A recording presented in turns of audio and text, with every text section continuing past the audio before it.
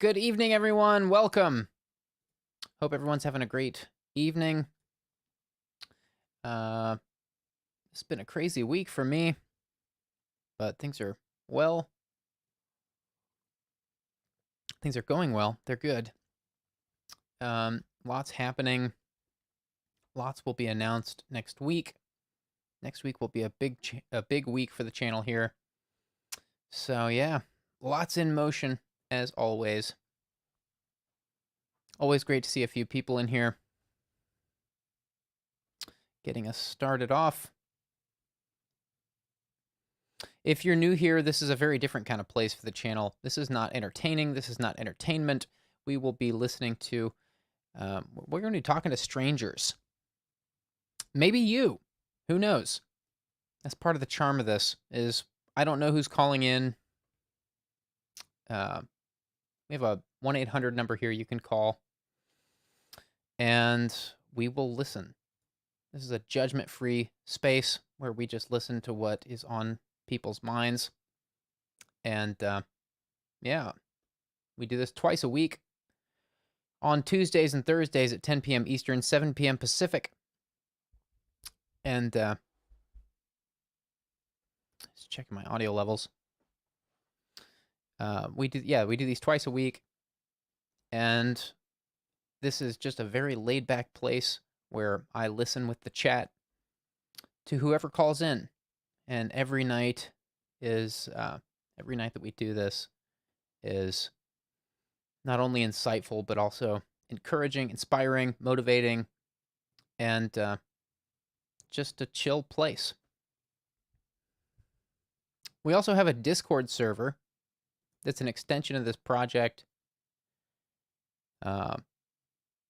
It's totally free to use, and the link for that is in the description.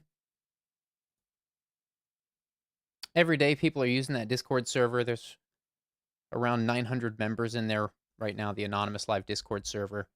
And they're using it every day. We have people that go in there just to like chit chat. We have a video game channel. We have a book club channel. We even have an anonymous confession channel, which is completely anonymous, so long as you follow the instructions on how to use it. I don't know who's posting there. The mods, the admins don't know who's posting there. So we're doing our best to make that Discord server valuable to a wide range of people.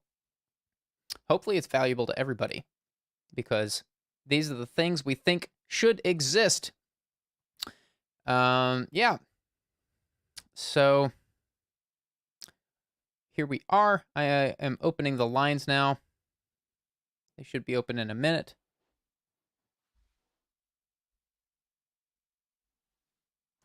Check, check. Adjusting some levels.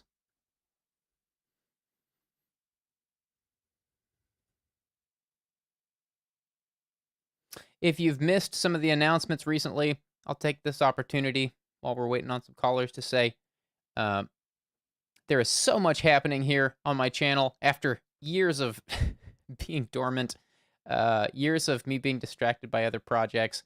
There is so much coming here in the next week. If you have not checked out AV Club yet, that is worth checking out. It's the future of sketches here on this channel. You can find that at juliansmith.club. We've built a whole site for it because we want to see more sketches here. I want to see more sketches too. It's not just you guys. So there's that. And also new B story coming next week. For the next couple weeks, there will be for the next several weeks. For the next couple months, there will be a new B story single every single week. An AV Club is now a part of that. We just introduced a new tier, 4th tier for B story fans. So I'm just running through the checklist of announcements that should be made. But yeah, keep your eyes peeled here in the next week. It'll be a big week. We're going to dive into some calls. Here we go. Hello, thanks for calling. Hi, how are you? I'm all right. How are you tonight? I'm doing okay. I've really been struggling like the past couple weeks. Um, I don't even know where to start, to be honest. Can we start with uh, your age and a brief intro? Yeah, so I'm 22 years old. Um, I am in nursing school, and I work part-time now, but I know I'm supposed to be working full-time, um, needing to keep supporting myself. And I'm having a lot of issues too with family that I told myself I wouldn't be worrying about when I started school. Um, I'm also engaged, and we've been together for about 6 years, and he goes into he's just starting, he's in the military now. He goes away in 2 days, and I'm just like, What was that I'm last bit? feeling I kind of, didn't quite catch. I'm sorry, I didn't quite catch that last bit. What's going on with your engagement? um, he, he's in the military, and he's leaving in a couple I days, see. and it's our first time we're going to be away from each other. Like, we've been together for 6 years, and it's our first time, like, we're going to be away from each other for so long, but I feel like I depend on him a lot, like, emotionally, and like, with everything else going on, it just seems like a lot, and it feels like I just feel kind of alone. Um,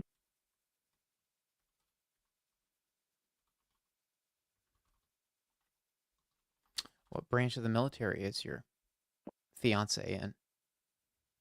he's in the Navy. I see. Okay, that's not to rank military, but I've heard that's one of the more demanding ones. One of the more demanding branches. Uh, what does he do in the military? In the Navy? So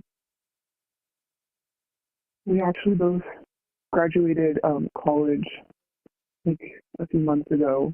So I went back to nursing school because, like, financial reasons. It's also a really good job when you're married, like when you're a military spouse, to move around.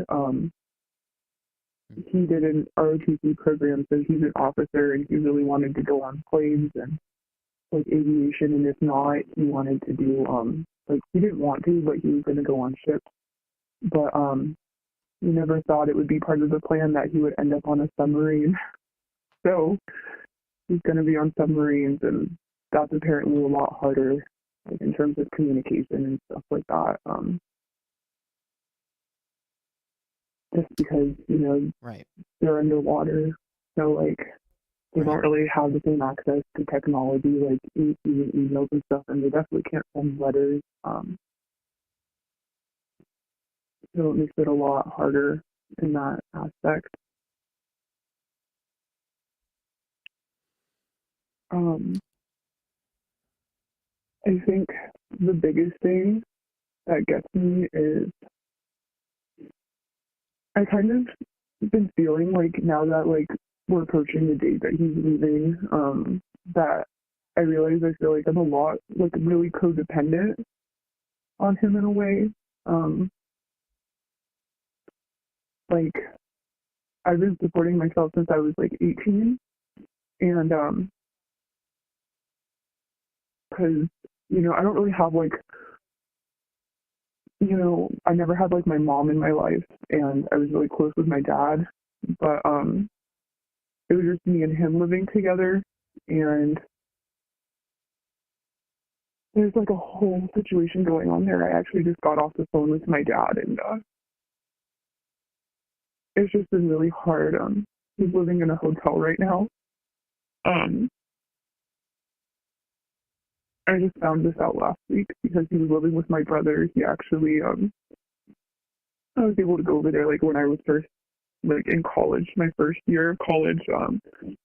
I was able to go over there, especially, like, in between sessions, like terms and semesters, like, where we would live in the dorms. Like, I was able to go over there But then he decided he was going to quit his job and move in with my brother, so I didn't really have a place to go. And it's really expensive living in the dorms between semesters. And during the summer, you're not always in school, so I had to find a way to get an apartment with a roommate. And then he got really sick, like about like a year and a half ago, and my roommate and I are really, really close. So she basically let him live with us. He lived in my room. I would sleep in my closet. Because he couldn't like walk straight and stuff. He was still sending $500 a month to my brother, which it should be mentioned that my brother's like 24 years older than me. I was only like 19 or 20 at the time. You said your brother's And that was, 24 years older than you? he is, yeah. Okay.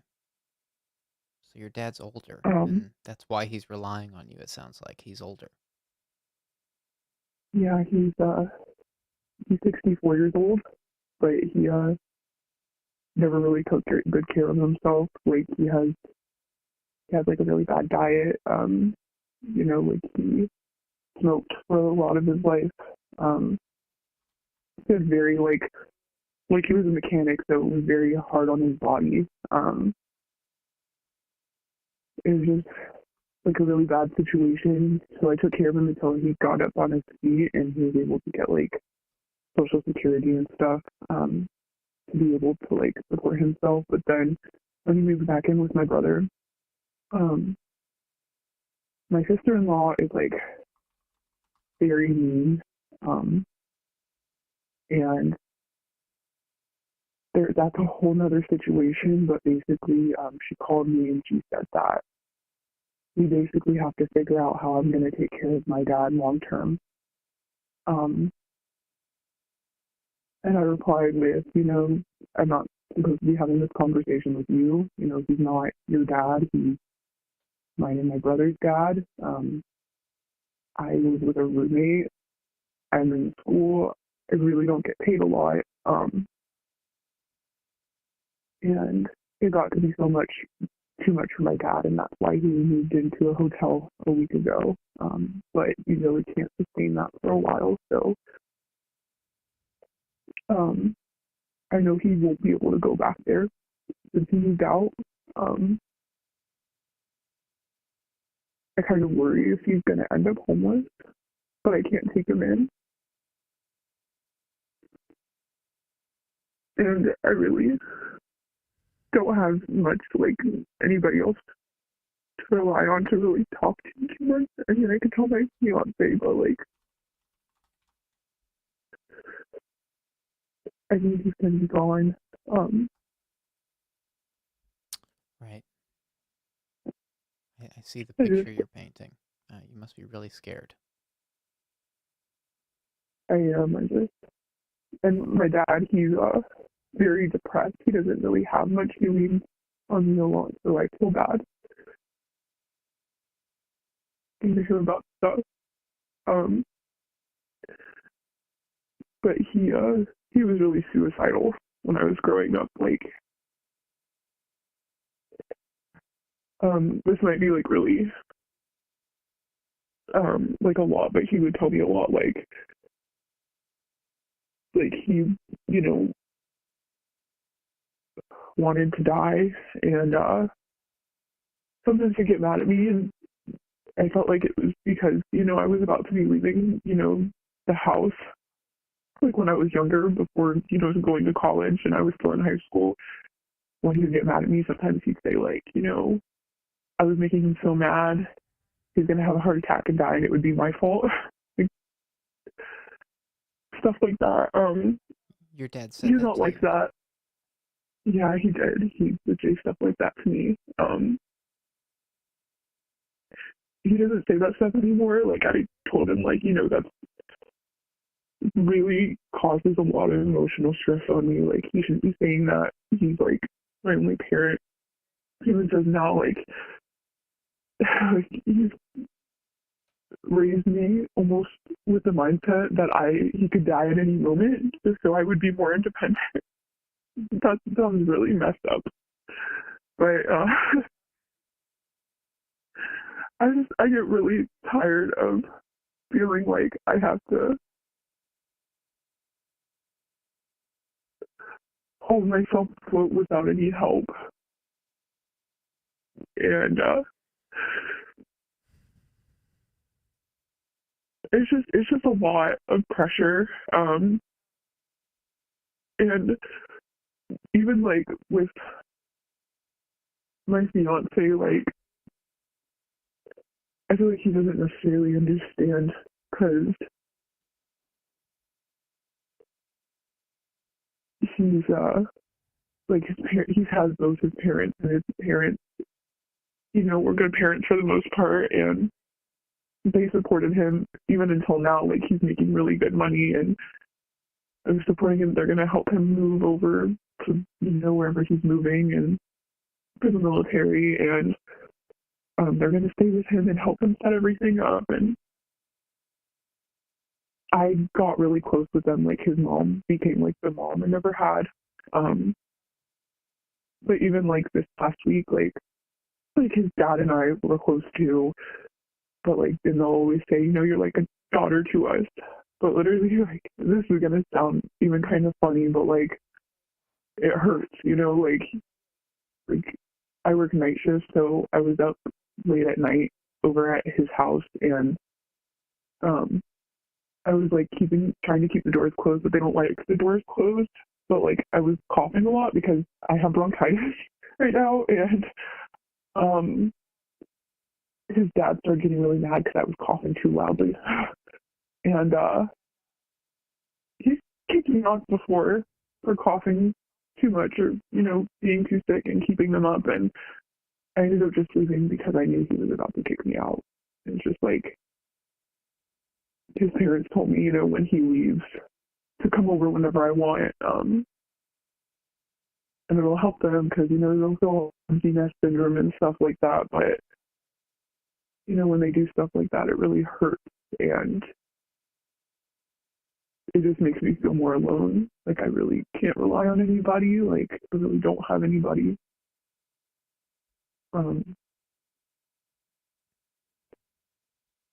And my fiance and I, we've been together for 6 years. We just got engaged a few months ago. And like, finances are rough because, I'm in school and it's really hard and I can't pick up more shifts at my job if I needed to. And I already work a lot and it's really tiring. And if we got married right now, like it would really help me out, especially because the career I'm going, the big reason of going into that career, even though I already have a degree and I can get like a master's or something and whatever else, like is because he's in the military and it's going to make it easier on us. And I've told him, like, it would just help me out. You don't even have to, I'm not asking for money, I'm not asking for anything, but like if we get married right now, like it would really help me. And I get it, like he's never experienced living on his own before, he wants to experience that first, and he says he doesn't want to get married for the wrong reasons. But I'm like, we love each other, like we've been together for so long. So it just,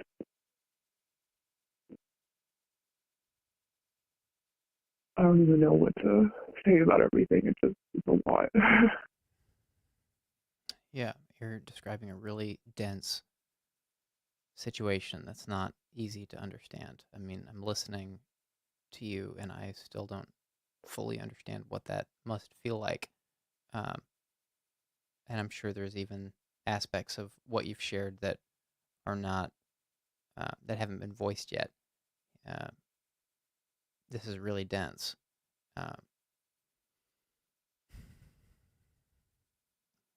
you haven't mentioned your mom. Where's your mom? So when I was really like little, um like my sister and I, both of my siblings are half siblings. She and my sister got into a really bad fight because apparently like she was being like neglectful and she was like abusive, and so we got taken away from her. And she lost custody of us when I was really young, and um like I mean my dad never really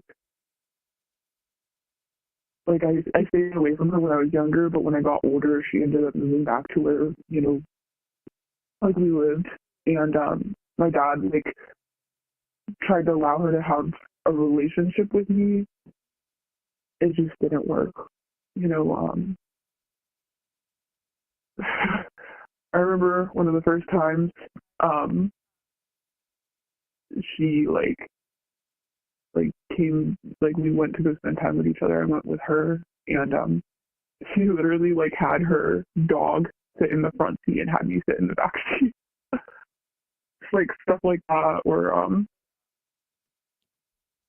for my high school graduation, like there would be times when I would get really upset with something she'd do and I wouldn't talk to her for a few months and then she'd come back into my life. One of those things was my high school graduation, and she like was begging my sister. She would always try to talk to my through my sister to like gain a relationship with me again, and she was like begging my sister like, hey, I really want to go to her high school graduation. And she complained the whole day about having to take off work to come to my graduation. On the day of my graduation, we even offered to make it easier for her, and she just complained. She said she didn't want to do that. It was too much of an inconvenience for her. And then when it came up, like when graduation actually happened, she left before even seeing me. She just completely like she just went home and that was it. So I haven't really seen her, talk to her much since then. She tried like, I guess when she heard that my fiance and I got engaged, she tried like sending your friend request on Facebook, but I declined it because like I really choose not to have her in my life just because like it just seems to be a constant letdown.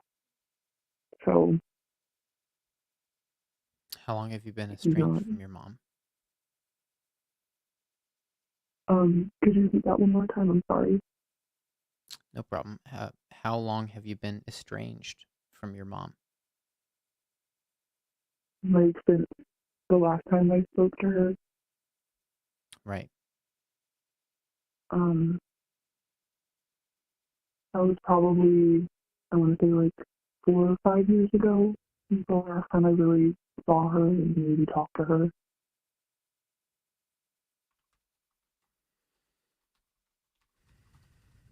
Well, Um, you must be very strong to have made a decision like that, to make a boundary like that with a parent um, who's mistreating you.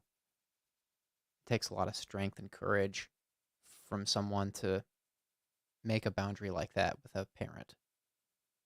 To make a boundary with anyone, but let alone a parent.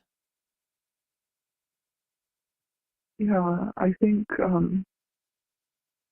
what also made it easier, I didn't really know her like that. Like, um,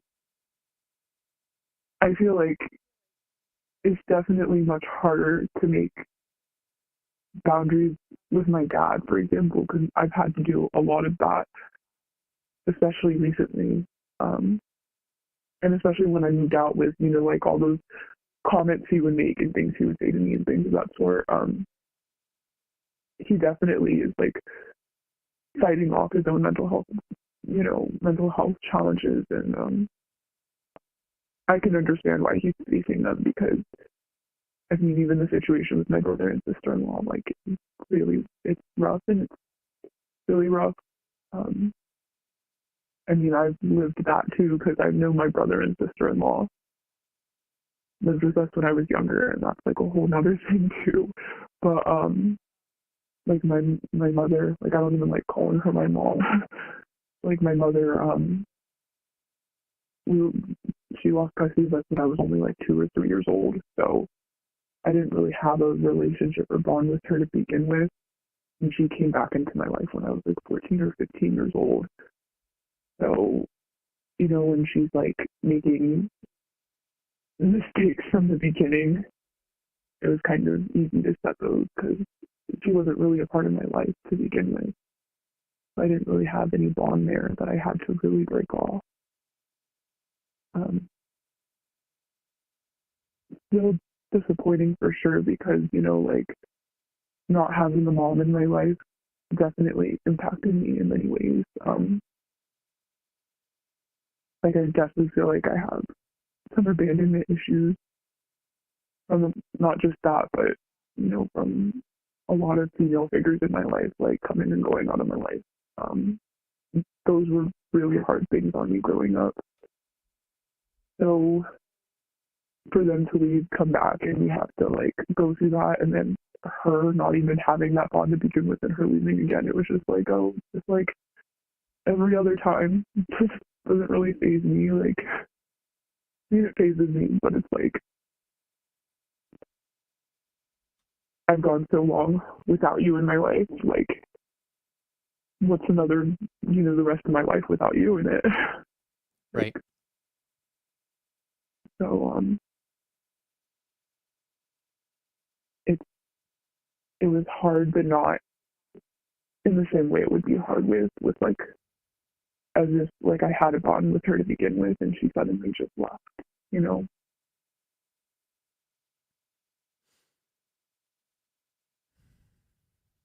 You've been through so much, especially for your age.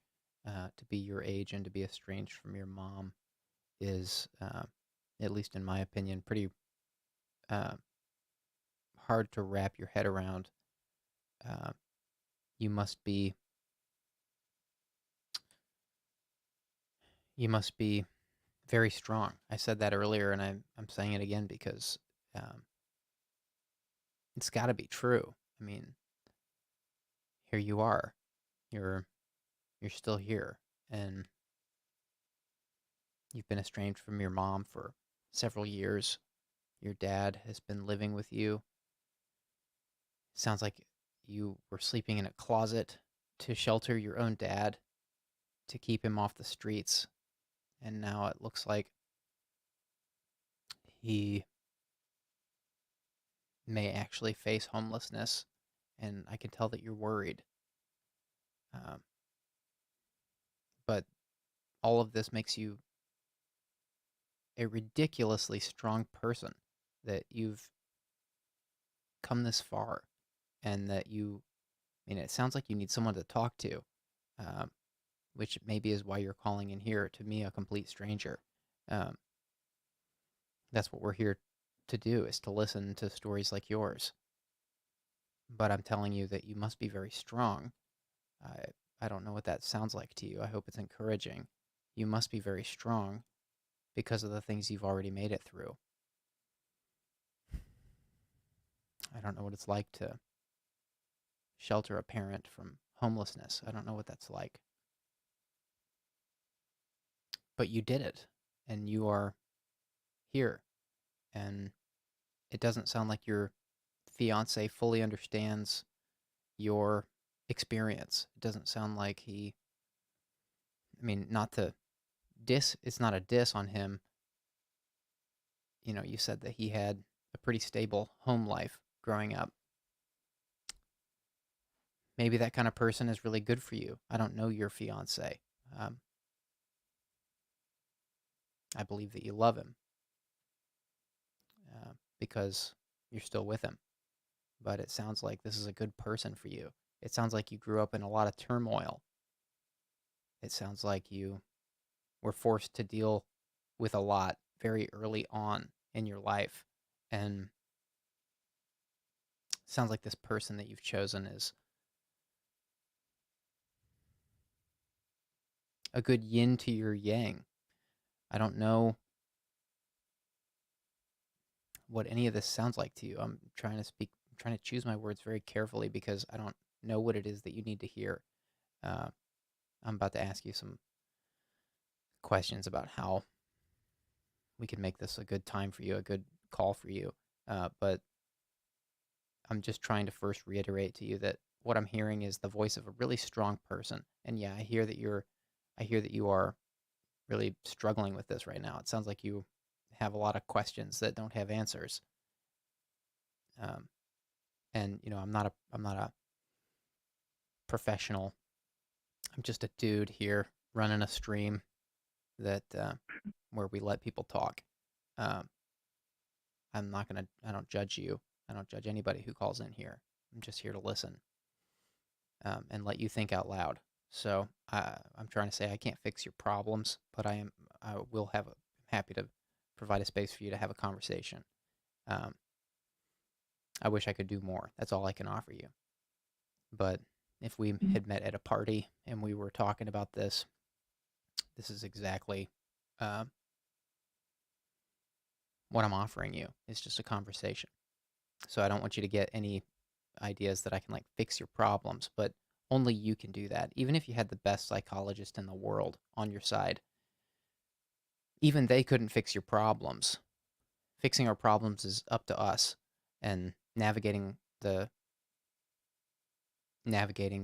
turmoil of life is up to us.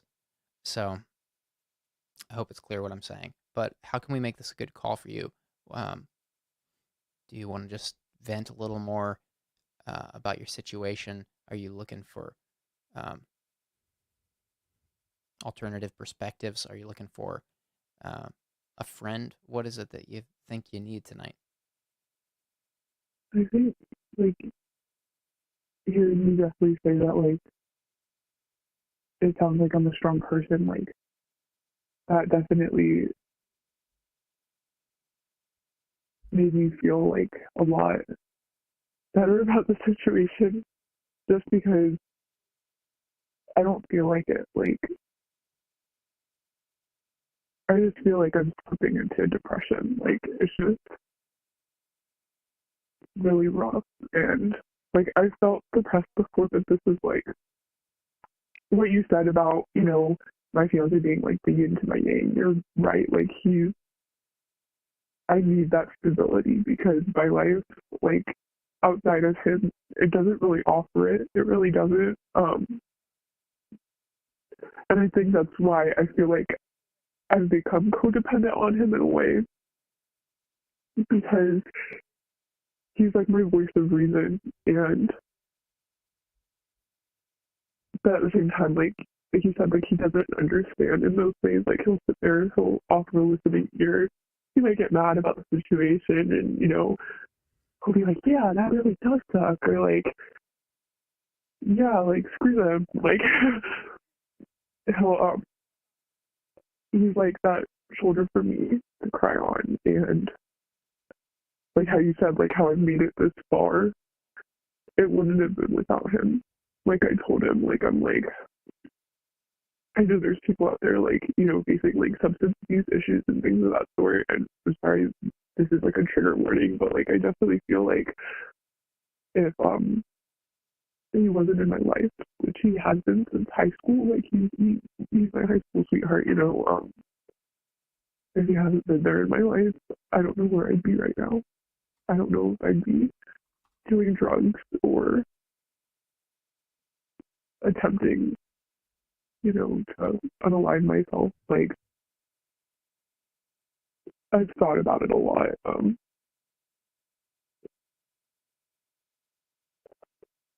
Even like hearing like on the phone, like when I spoke to my dad before this, um, he said, he's just, he feels very lonely. He doesn't have many people in his life. I can understand his feelings. It's hard hearing it as his daughter because I also deal with that fear. Like it used to be really bad, and with him having so many health scares, I've had to learn to calm myself down and not worry about things that might not happen. I used to have this like crazy fear, crazy anxiety, like he would die, and I know he's going to pass eventually. I mean, all of us pass eventually. I mean, I could die before him. I could die tomorrow, you know, like we never know. Um,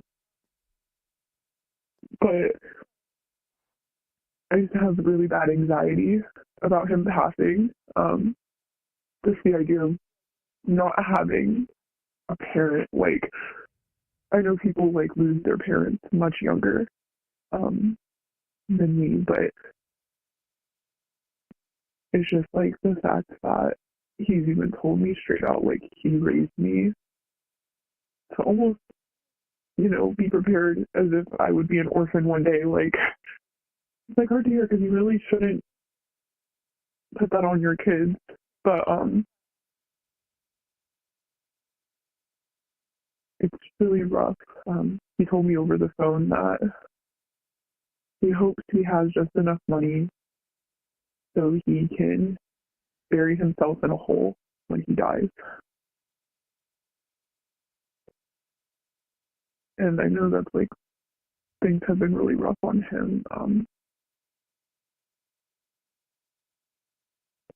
I'm sorry. I think this is the phone call. Like I really needed to vent to somebody.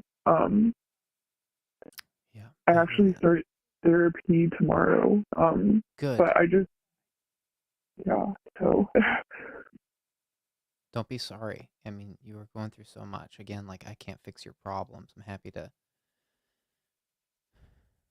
All I can do is listen, and if you have, uh, if you want a thought, I can highlight some things from the chat. Um, that's all we can offer you. Even your therapist won't be able to fix your problems. They'll be able to walk you through some thought processes, and yeah, they'll have some modalities for treatment, certain things they can do, but none of these things are fixing your problems.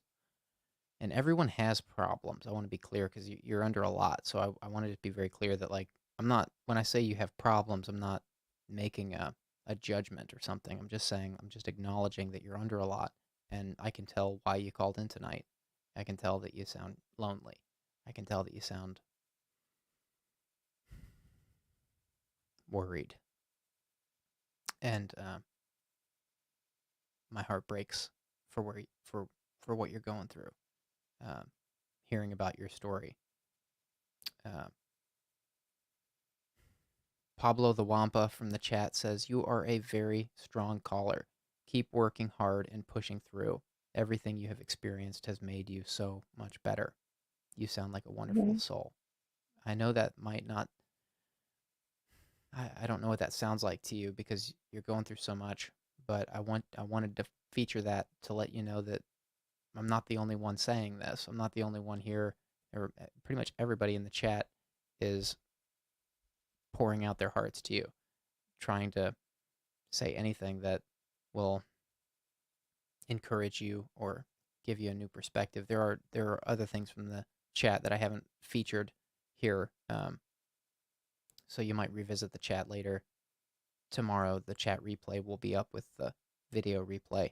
You might take a minute tomorrow to revisit the chat. Also, self care warrior. I forgot to tell you this. Self care warrior from the chat offered to be here with you for conversation. I believe they were, I can't find their actual chat from earlier, but earlier they said that they would be here for you when as their schedule permits. I assume they meant in the Discord server.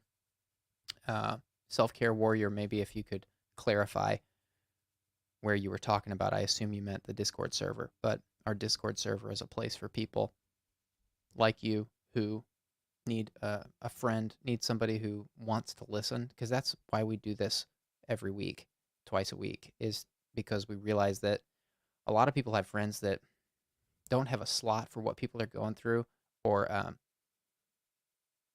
don't understand what it feels like to be out of sorts. That's why we do this. So I'm assuming Self Care Warrior meant they'll be in the Discord server for to chat with you, and uh, I know that Self Care Warrior is not alone. I don't know if you're in our Discord server, but I know that you could get some people in there who would listen to you, and you don't have to do it publicly. You could do it one on one, You can do it in text or by voice. I know it sounds like you're starting therapy tomorrow, which is going to be amazing. I'm believing that you have a great therapist. Uh, it takes a lot to sign up with a new therapist, so I'm assuming that you trust this person, you like this person. I really hope that you get what you need out of that relationship.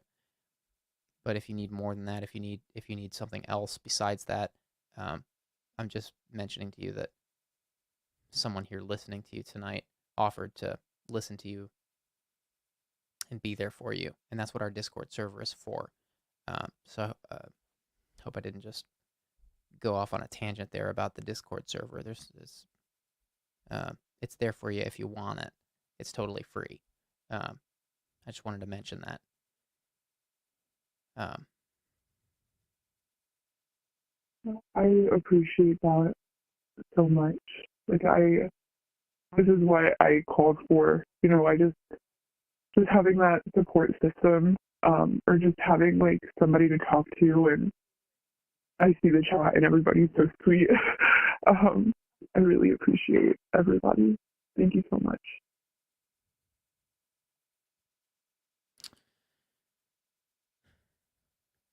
you know, uh, I'm feeling the need to reiterate again just how strong the things you've experienced must have made you. Like I'm questioning whether you realize how strong you must be for having experienced what you experienced. My guess is that you know a little bit, at least a little bit, um, that what you've experienced has made you stronger. But I wonder, because of the vulnerability I hear in your voice, I'm wondering if you actually believe it, how strong you are. I wonder if you actually feel it, how strong you are. I hear the voice of somebody who's incredibly strong. Thank you so much. I I don't believe it like with my whole heart and soul, being honest. I feel very weak. I feel very I honestly, like, I personally believe that, a lot of people will say like what you go through only makes you stronger. But I believe that, going through stuff makes you really vulnerable. And yes, if you come through it out the other side, you're a strong person. But when you're in the midst of it and you feel like you're in the midst of chaos, it's almost like feeling exposed. It's like, I feel like it's only bringing me down, more and more. Um, but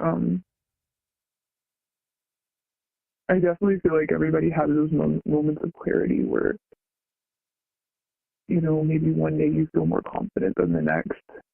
Today's just one of those days where I feel very, very, very low. Um, which is why I felt like I had to talk about it with somebody. Um, but for sure, some days I feel stronger than others. I feel like a lot of people can relate to that. Um, and I hope like whoever is listening to this too also finds solace in that just how you and everybody else in the chat are saying, I sound like a really strong person and you guys feel like I'm a very strong person. Um, that I am a really strong person and I just have trouble believing it. Um, Moss says to you, strength is your autopilot, and you may not see it now, but you will once you unpack, they hope. Thank you, Moss.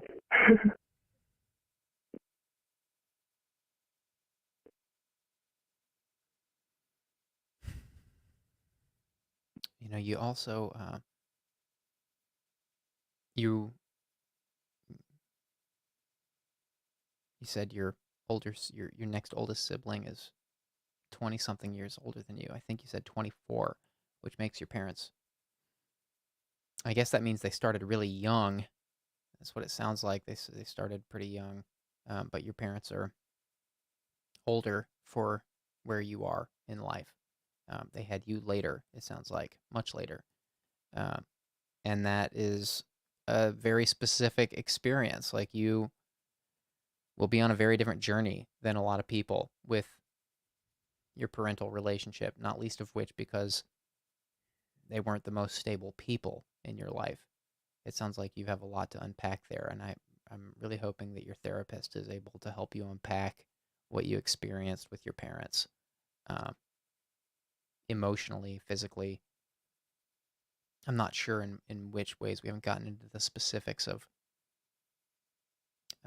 all that was tumultuous with your parents growing up.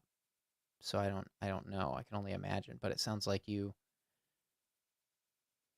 story is dense, not only because your parents were not able to be everything that you needed them to be, but also because they had you later in life than your siblings. And so that that means that you're on a very specific trajectory with your parental relationship. You will lose your parents sooner than at a younger age, not sooner, but at a younger age than a lot of people do. And I'm not saying, obviously, I don't know when that day is going to come. I'm not saying like, I'm not trying to say that it's going to be any specific date, of course. I'm just acknowledging that you're on a very specific trajectory it's going to look a lot different from a lot of your peers and a lot of your family. And so a lot of these people may not have a slot for the things that you're experiencing, including your fiance. Uh, my guess is that, you said earlier that your fiance doesn't have a slot for it, but they get kind of upset about it. They're like, "Oh, I can't believe that," or however you put it, when you tell them things about your experience, that they just kind of get inflamed about it. I would guess that feels a little bit good because they're acknowledging what you're feeling, but my guess is that you need someone who understands the confusion that you're experiencing. Maybe not to understand the exact experience because you're on your own journey here. Not nobody's going to perfectly understand your experience, but my guess is that from how you described it, that you really need more people in your life who understand the disorientation of what you're experiencing and can appreciate it. Yeah, I definitely feel like you really described it well. Like, even like my fiance, he'll say that stuff, but and it does make me feel better. At the same time, it's kind of complicated because he'll say that here and there when I'm first talking about it. But if I'm really feeling those feelings, even if I'm not talking to like my dad, for example, and it's just one day I woke up and I'm really feeling that anxiety. Like, say for example, we're talking about marriage, and I'm like, what if he's not alive in a year to see me walk down the aisle? Like, stuff like that. It's just like really hard thing to imagine. Like, I won't have either of my parents there if my dad does pass. And it even hurts more when he says stuff like he just wants enough money to bury himself in a hole, for a funeral. Basically, he's thinking about death and he's thinking about passing soon and he wants it because he's suffering internally. But then I think about he doesn't even want to stay alive long enough to like watch me, graduate nursing school or, get married or um, have kids if that's what I decide I want to do. My fiance, and my fiance, a lot of the time, like he's like really, he's a lot more quiet. So a lot of the times he'll just sit there listening in silence, but he doesn't know what to say. And so I actually rely more so on his mom for those things. Like I'll talk to his mom, and his mom actually relates to it a lot because another thing is my dad's also, an immigrant. Um, I'm Spanish, like I'm Hispanic, so he came from a different country, and their culture is, when like the daughters or the children take care of their parents, and it's a lot harder to think about that. Like I'm in nursing school, and I have a lot of classmates who are older in my program because I take night classes, and I keep hearing stuff like I can't believe they would put their parent in a nursing home and things of that sort. And I would take care of my parent. That's what we do. And like today, it's funny we're talking about culture because we did a culture project in class today, and that came up a few times.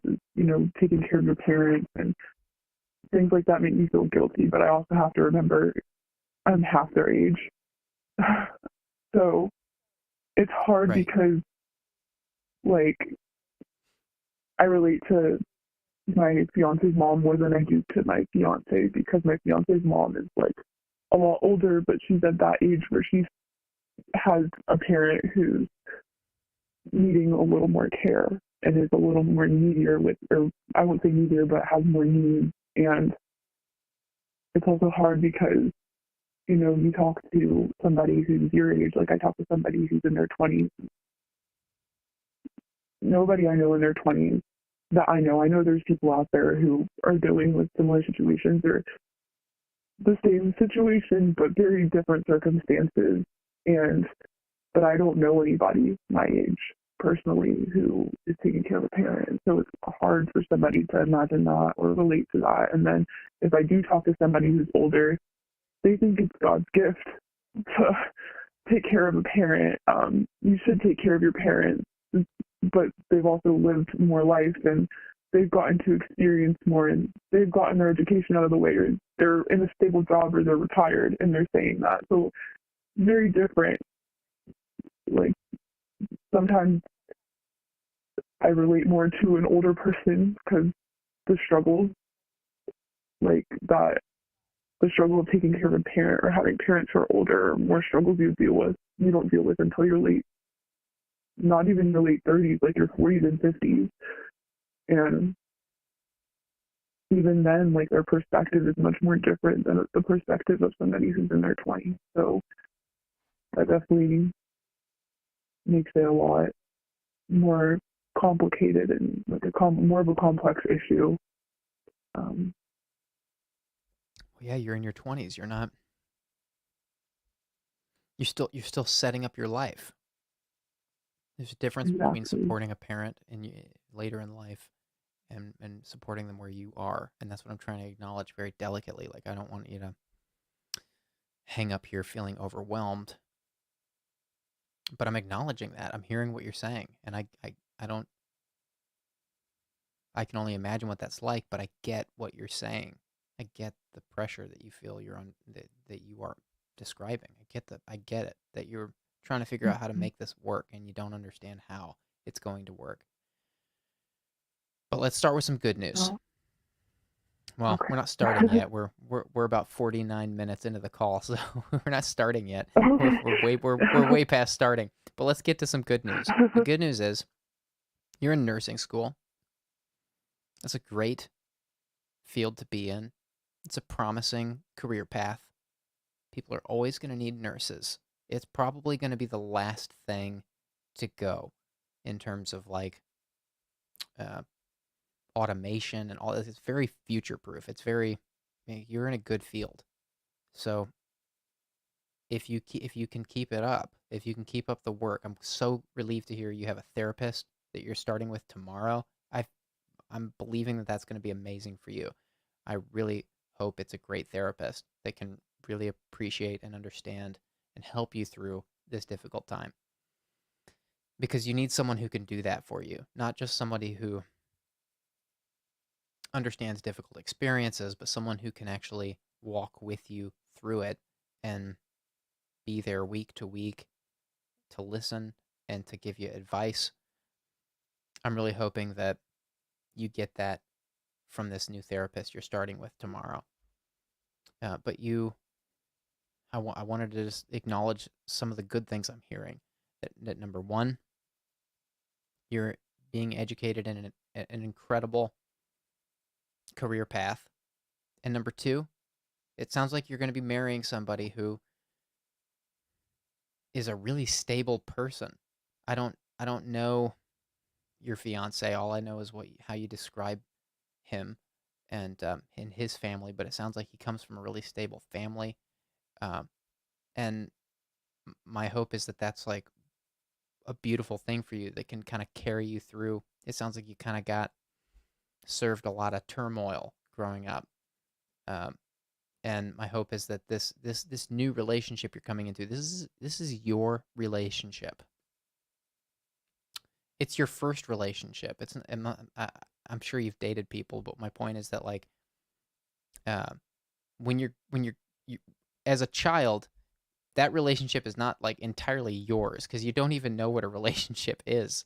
Like your parents teach you what a Mm-hmm. relationship is.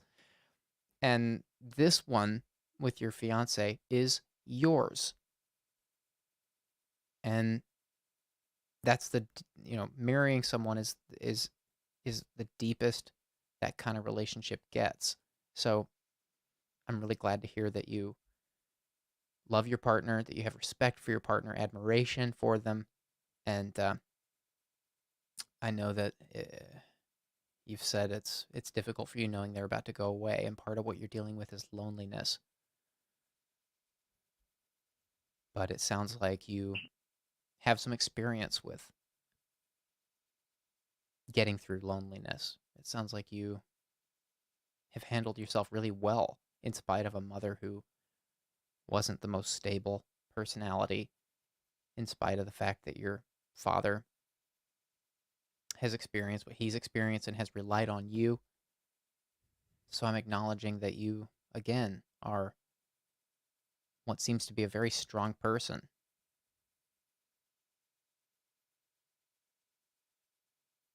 I'm trying to tell you, you've got what it takes.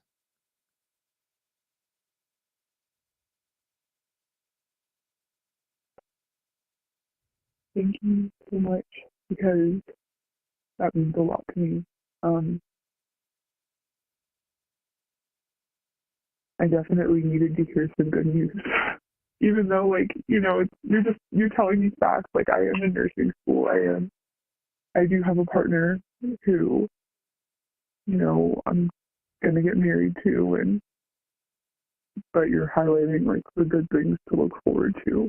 Um, because I feel like my mind is very focused on all of the negative things. So it's just about moving forward. Um,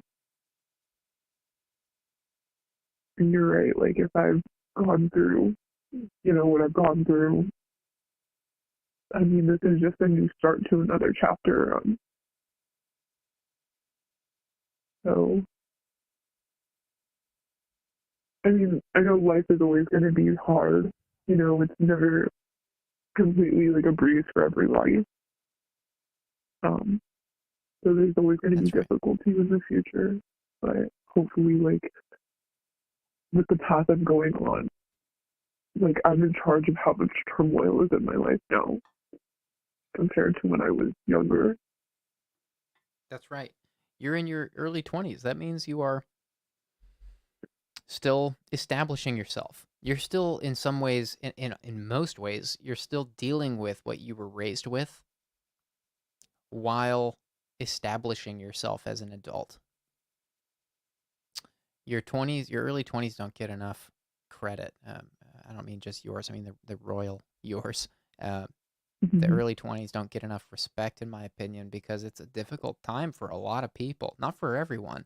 If you grew up in a stable home, yeah, maybe your early 20s are pretty easy, but for a lot of people, your early 20s are extremely difficult because you're trying to parse through the craziness you grew up with and establish yourself as a professional, as someone who can do work, as someone who is capable of solving problems, and that's a tall order for a lot of people, is what I'm trying to say.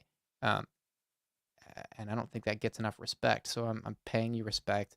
I haven't told you anything. You haven't told me. I'm just listening and highlighting some of the positive things you've said to encourage you because you you're going through it. You're going through it at a really young age. And the good news is this will make you even stronger. All this that you're, I mean, I feel like I'm Kelly Clarkson right now. I just keep saying what doesn't kill you makes you stronger. I'm Kelly Clarkson. Uh, but the point is, I haven't told you anything you haven't told me. I don't know you.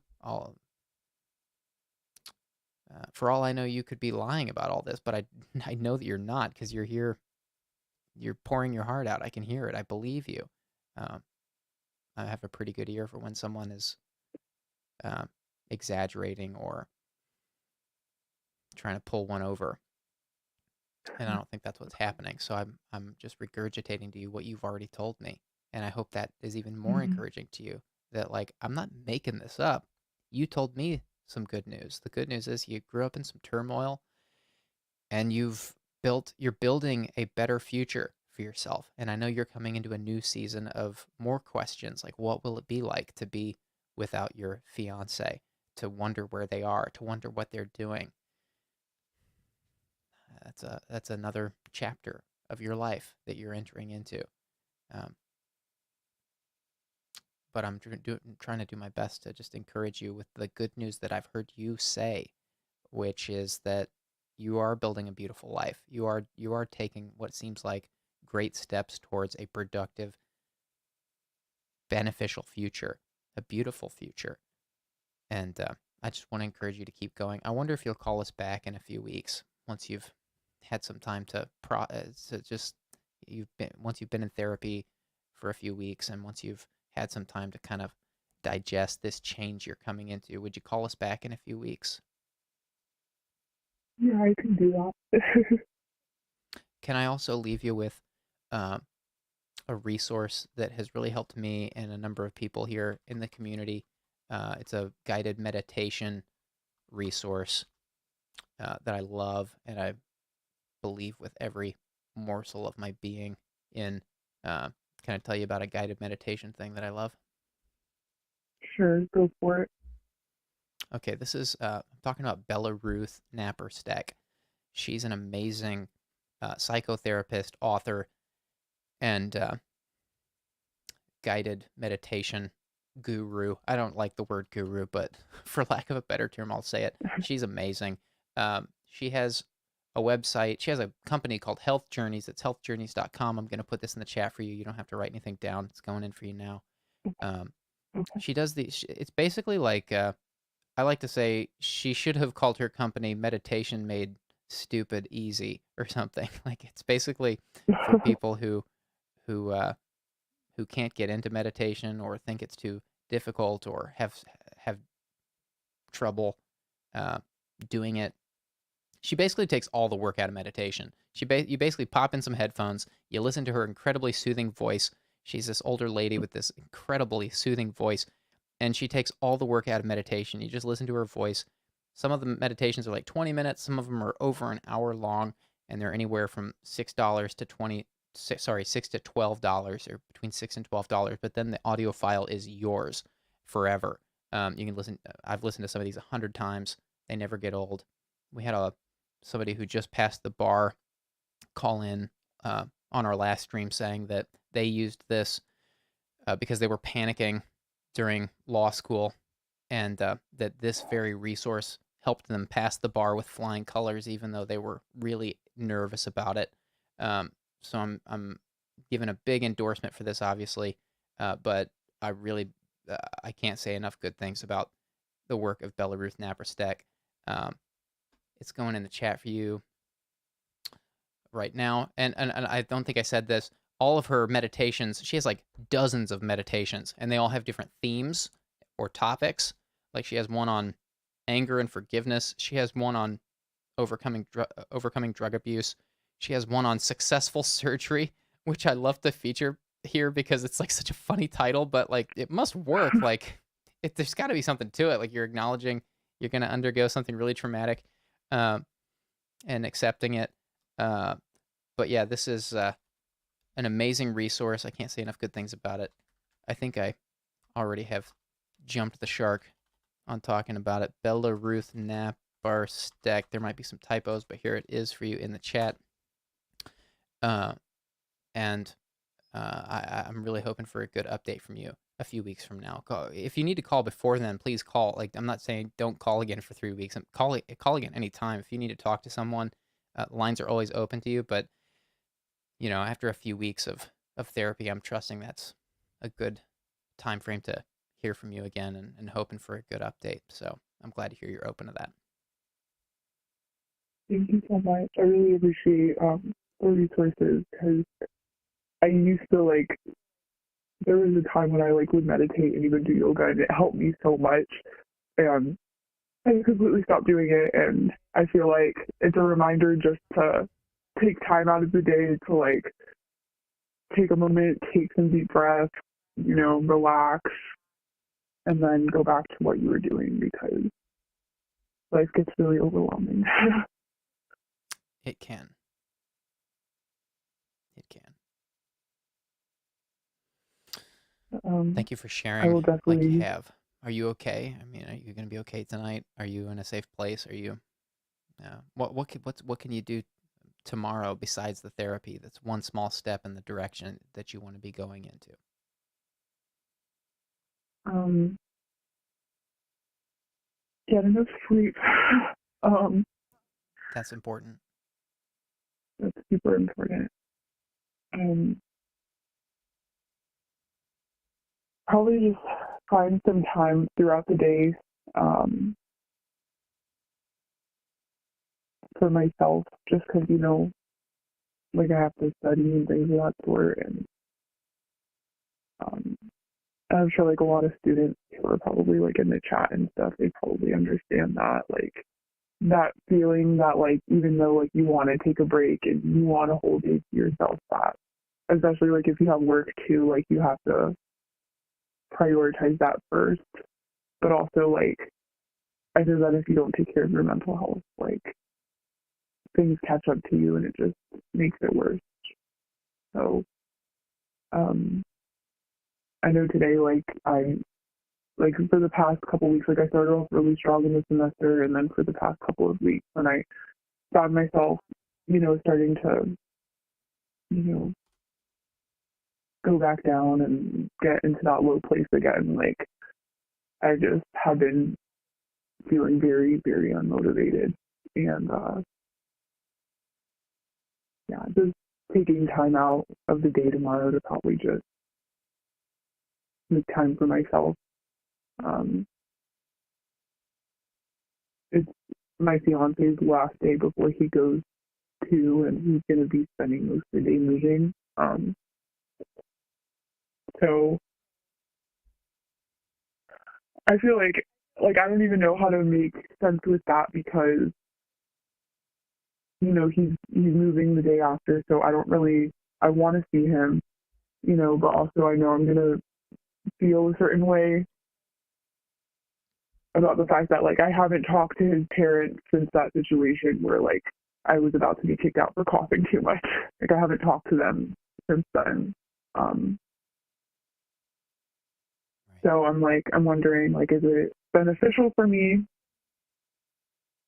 to go and see him because I know he's really busy, but I also don't know how to. Maybe that's something I could talk about in therapy tomorrow. Yeah, that sounds like a great place to start. That sounds like a great place to start.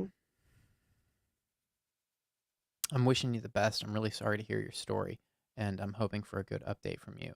You're going through so much. Please know how strong the chat and I feel you are, and keep on keeping on because you've got a beautiful life you're building. You're doing the work you have been, and now you're laying the final bricks of the foundation of a beautiful life. And there will be some there is a little bit of destruction done with every creation that we make. Something always has to give for everything that we make. And right now, you're making a beautiful life. And none of us have a crystal ball. We don't know what you're going into. But you are building a beautiful life. Keep on keeping on. And I'm hoping for a really positive update from you in a few weeks from now. And if you need to call sooner, call again anytime. Thank you so much. Thank you. Take care. Good night. You too. Good night.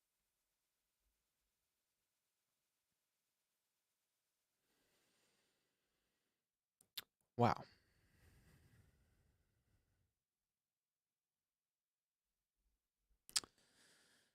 My heart goes out to that caller.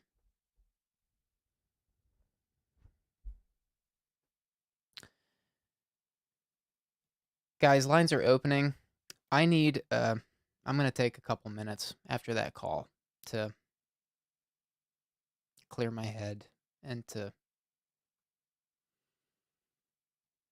I'm going to need a second after that call because the caller is going through a lot and I don't want to just jump right into another call. I don't think it'd be good for any of us to jump right into another call. So I'm going to take a second. Maybe this is a good time for everybody to take a second. Um, Run to the restroom if you need. Grab some water if you need. I have all the water I need right over here. But I'm going to take a second to just stretch and breathe. And if the caller is still watching, that's one thing that I didn't really talk about that maybe would be good for you. I'm talking to the previous caller again. Um, Breathing exercises go so far. They can get you through so many things. If you're feeling overwhelmed, do some breathing exercises. And I like the 5-5-5 rule for breathing. It's the easiest to remember. There's arguably some better ones, but it's the easiest to remember. 5-5-5. Inhale 5 seconds, hold 5 seconds, exhale 5 seconds. Do 10 repetitions roughly. If you're feeling overwhelmed, it's a great way to get you through pretty much any situation. There are some variations of that rule that I actually like better, but 5-5-5 is the easiest to remember. Basically, you want a quick inhale. If you want to get more specific, quick inhale, hold it for 10 seconds, 7 to 10 seconds, and then exhale for roughly 7 seconds. There are several variations of that, but I'm going to go do that for a second, and I'll be right back in like a minute. I'll be right back.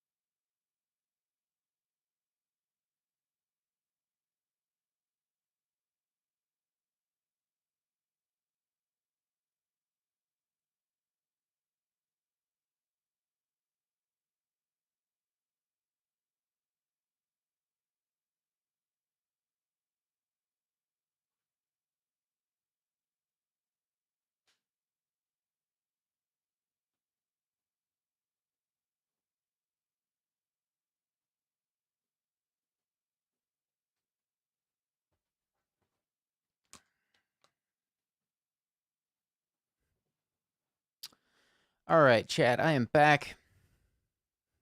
Yes, I am wearing one of those tool bag shirts that is way too long. Yes, I have one of these.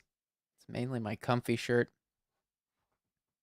I'm not proud of this shirt. I don't like shirts that are cut too long. Then why do I have one? I don't know. It's comfortable.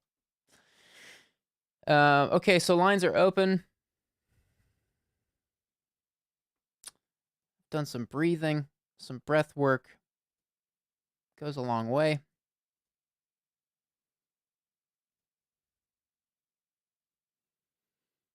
We'll hang here for a sec for some calls to come in. Here we go.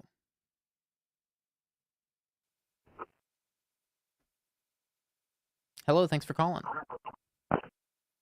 Hello? Hello, thanks for calling. Can we start with your age and a brief intro? Yeah, my name, sorry, not my name, my age. Sorry, yeah, you're not your name. 22. That'll get you toasted. Okay, Yeah, great. yeah. That was a We close really call. start with age all the time, or names all the time. Yeah. I'm kind of here to call about a recent stress that's happened with work. Sorry, let me readjust my phone.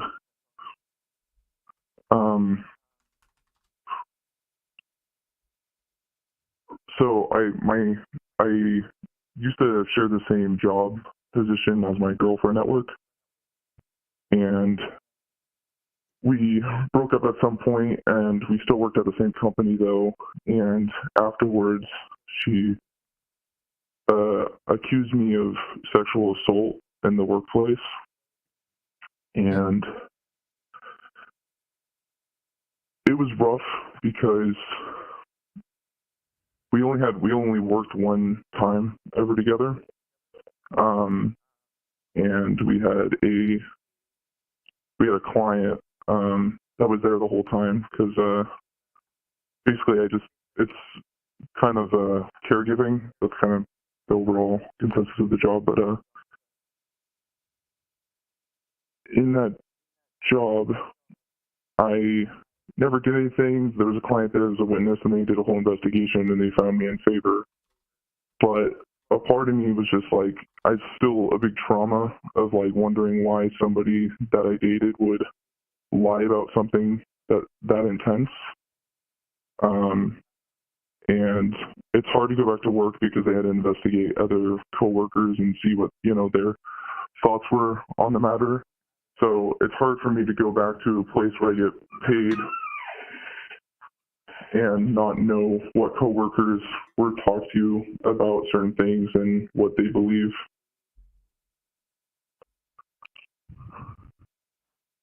And that's just kind of the stress I'm dealing with right now.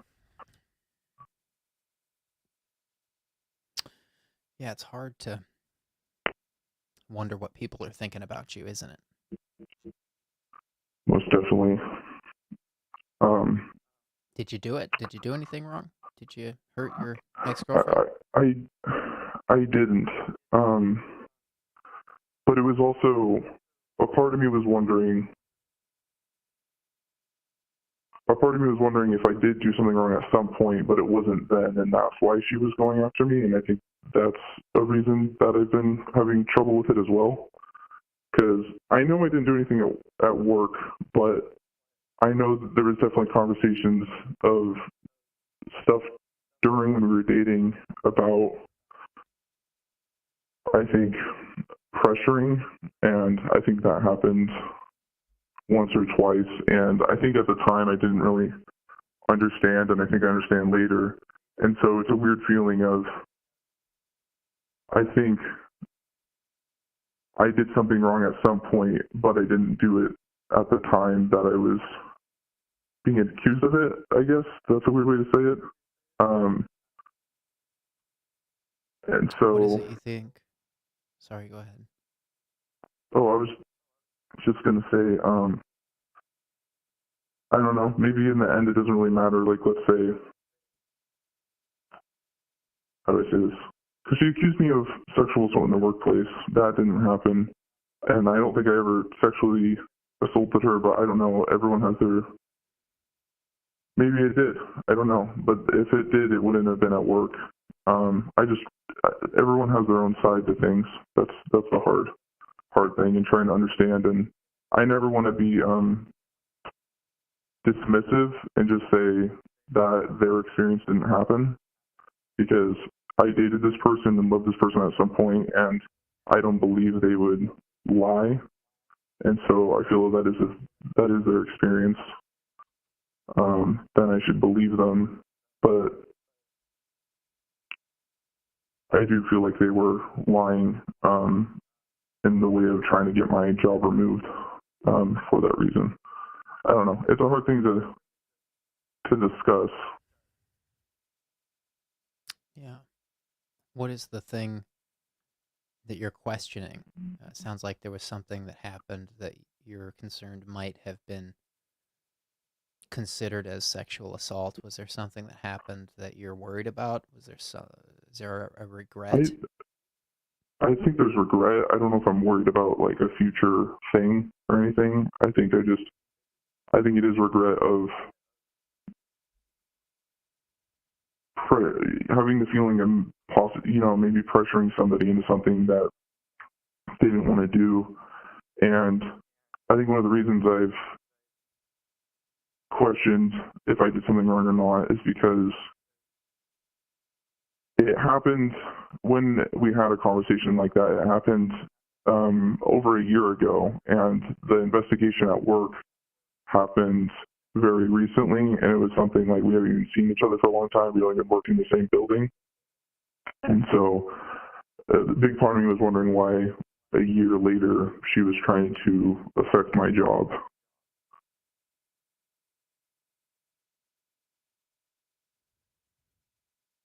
So you didn't like force yourself onto her, but you're afraid you maybe tried to talk her into some things she didn't want to do. Exactly. Yeah. And it's still, I think it's just as wrong. I still, of course, think the wrong thing to do. And I think I'm better educated on how to go about those things later on in life. But I definitely do feel regret and guilt. I don't know. I guess what I'm trying to like ask myself is,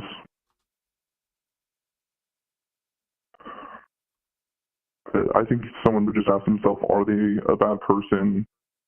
Should I not be? Was she right to try and take my job away a year later?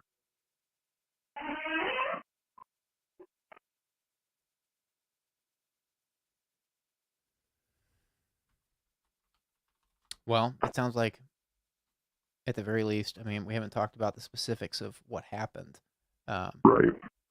You're free to share whatever you want to on that.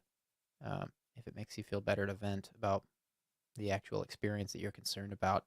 But at the very least, if she's accusing you of sexual assault in the workplace and that didn't happen, then that's not a good allegation. I don't know Yeah. what it is that happened, but I mean, it sounds complicated because it sounds like she consented. It also sounds like you have some remorse over how you presented certain things. So it sounds really complicated. If you want to share more, happy to listen.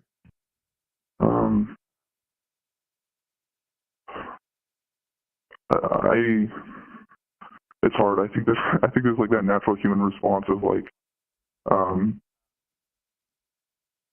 trying to think before you say every word. And I think at this point I need to just say what I actually feel and not try to, act like I'm talking to someone who knows me in that way or anything.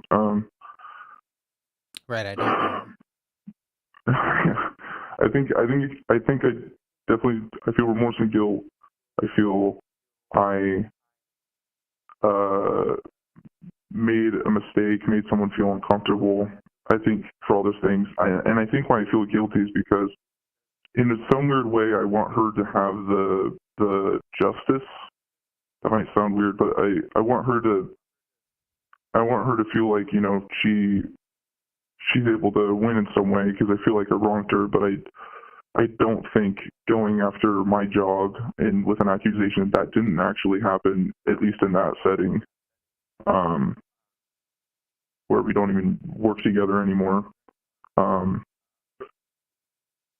I think that's the wrong way to go about it. I just don't know how to, like, I can't just like message her and just be like this, and this, because I've said sorry before, and I also don't want to, you know, harass her in any way.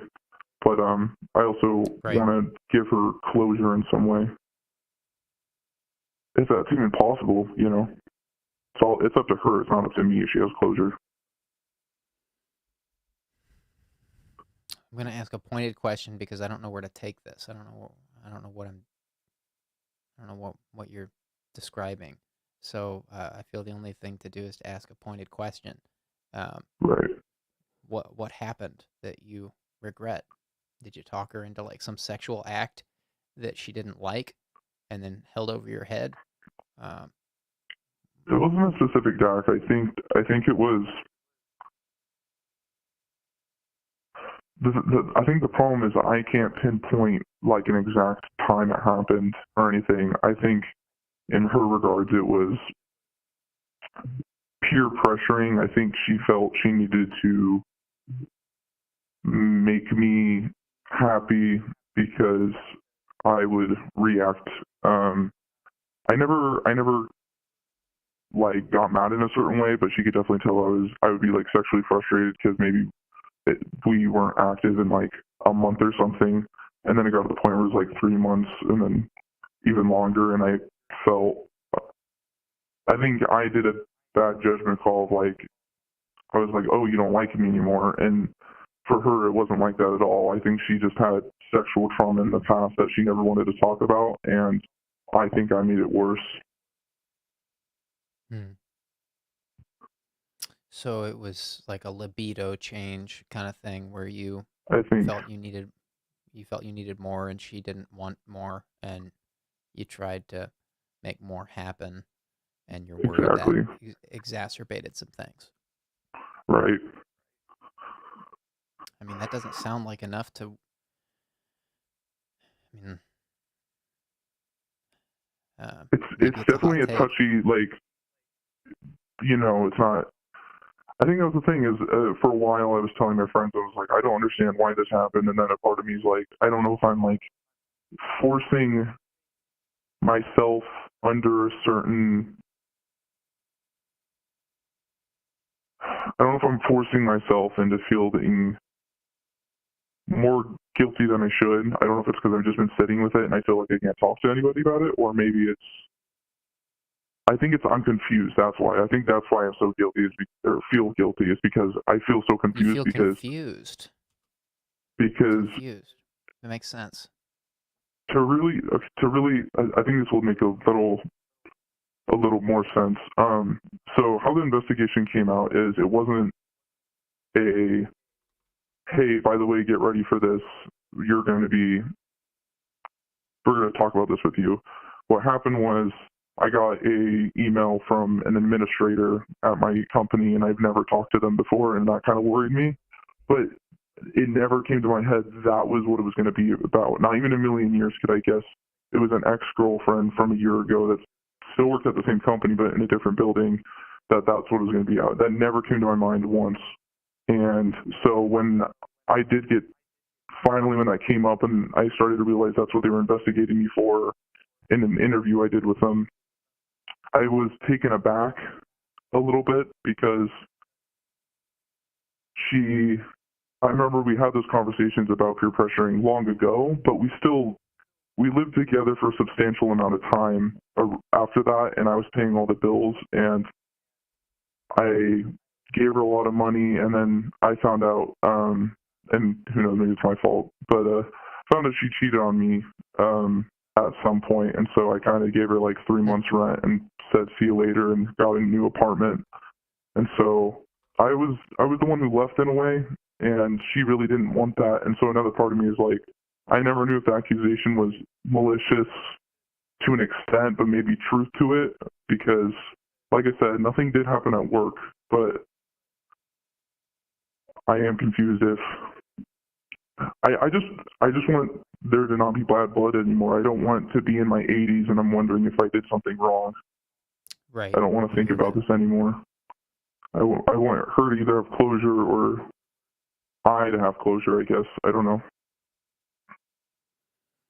Deanna Krebs, one of our mods, says, yes, this is definitely a delicate issue, especially when past sexual trauma is involved. Right.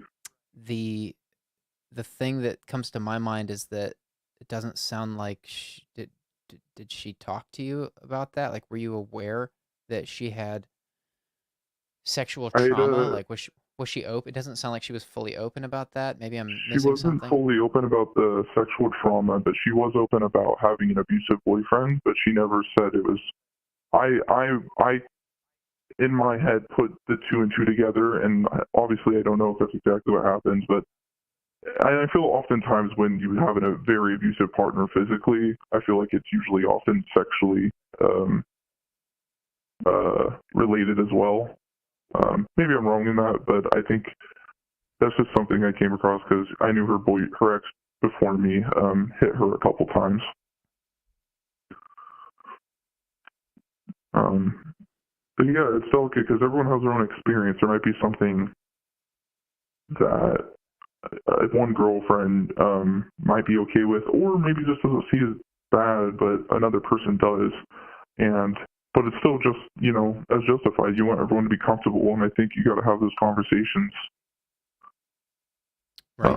And I think I failed to have those conversations.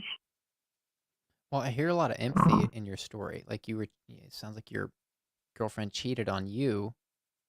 Yeah. And then you gave her 3 months worth of rent in Yeah. dollars.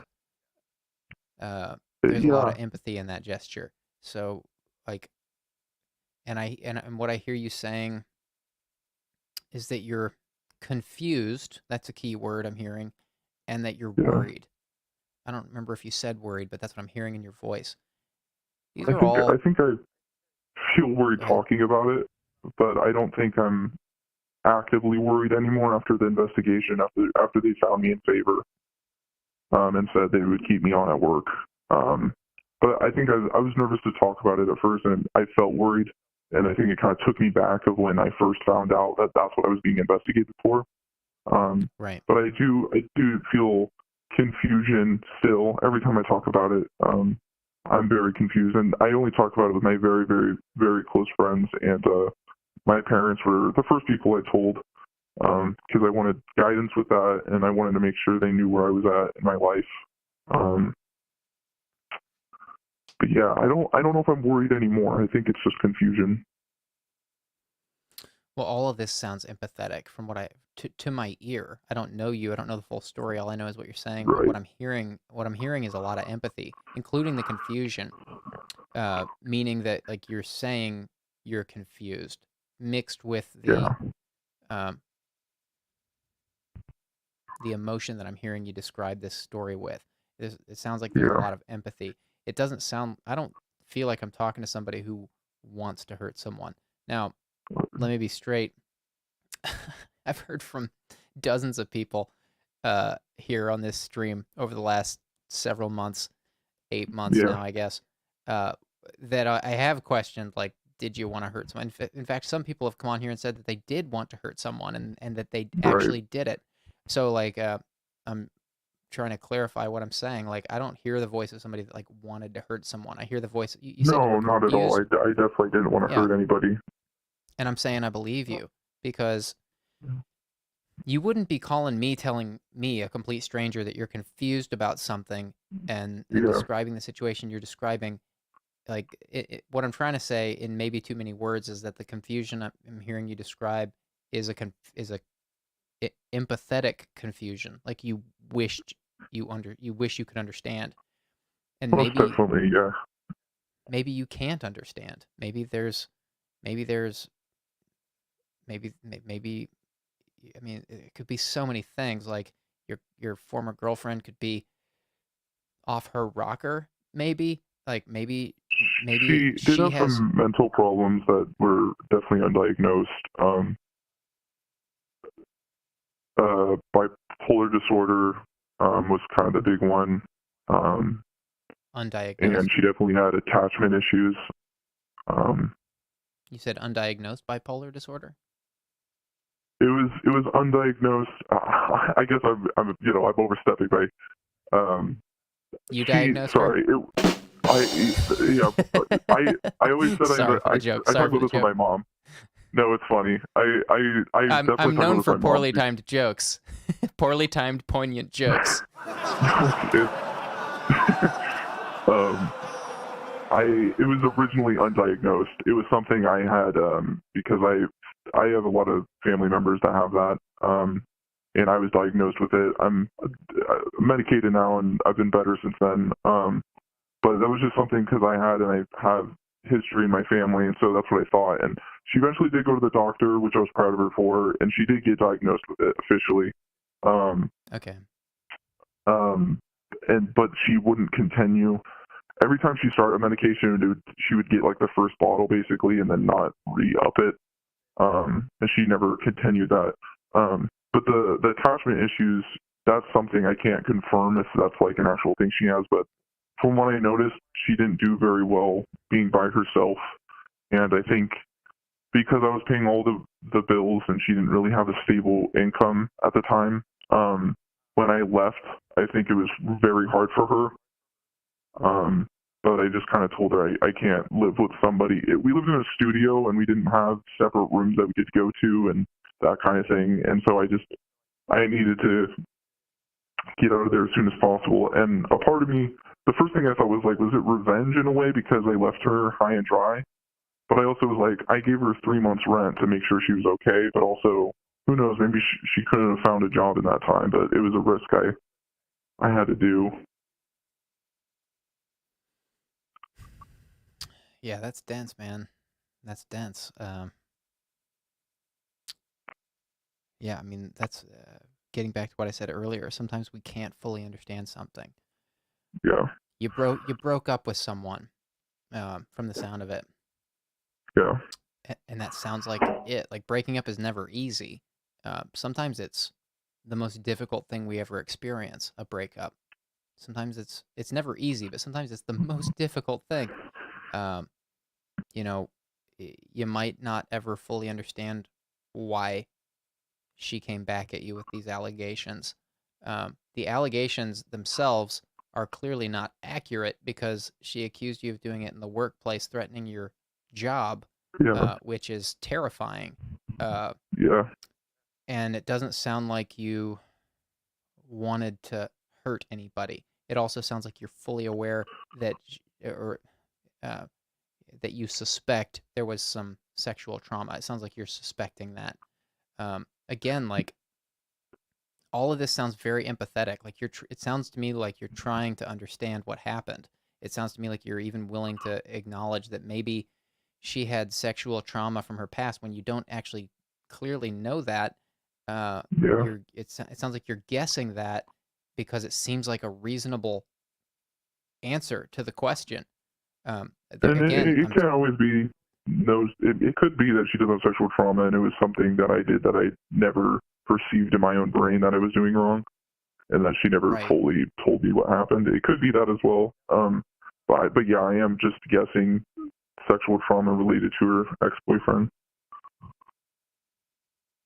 Right. Moss from the chat says to you, being so self-aware and concerned is a good thing. You know something feels off and you want both parties to have closure. That's a wonderful step in the right direction. I appreciate that, Moss.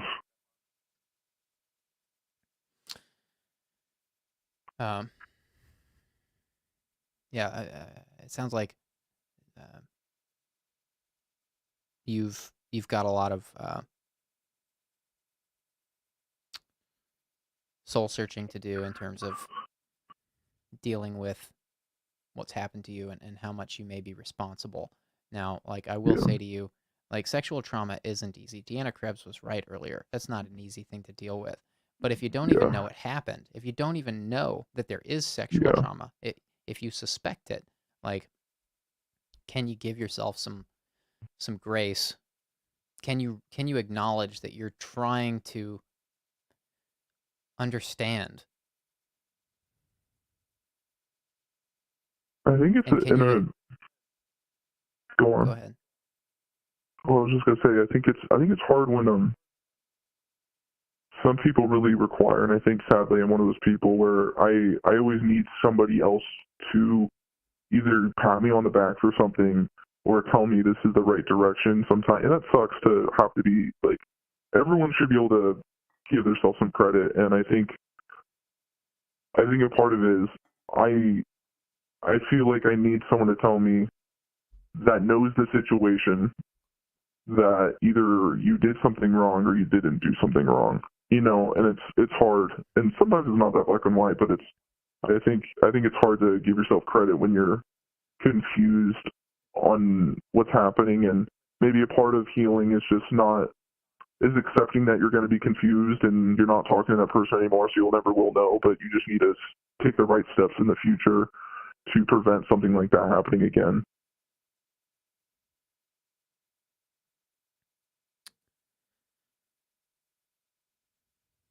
Again, I'll say it sounds like you're trying to understand.